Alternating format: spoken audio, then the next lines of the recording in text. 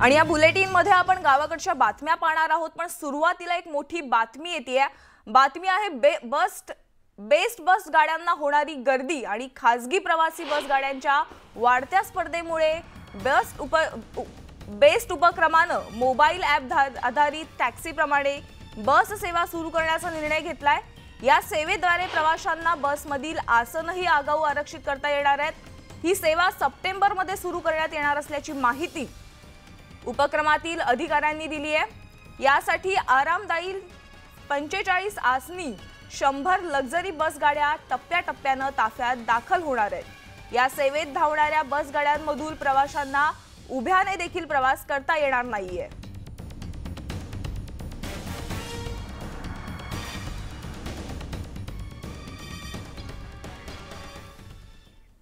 भारताच्या स्वातंत्र्याच्या अमृत महोत्सवानिमित्त 13 ते 15 ऑगस्ट दरम्यान राबविण्यात येणाऱ्या घरोघरी तिरंगा या अभियानासाठी मुंबईत महानगरपालिकेला आतापर्यंत 26 लाख राष्ट्रध्वज उपलब्ध झालेत। तर मुंबई महानगरपालिकेला आपल्या कर्मचाऱ्यांच्या मार्फत आतापर्यंत 17 लाख राष्ट्रध्वज हे मुंबईकरांकडे सुपूर्द करण्यात यश आलंय। उर्वरित 9 लाख राष्ट्रध्वज लवकरच उपलब्ध होतील आणि त्यांचं वितरण करण्यात येईल।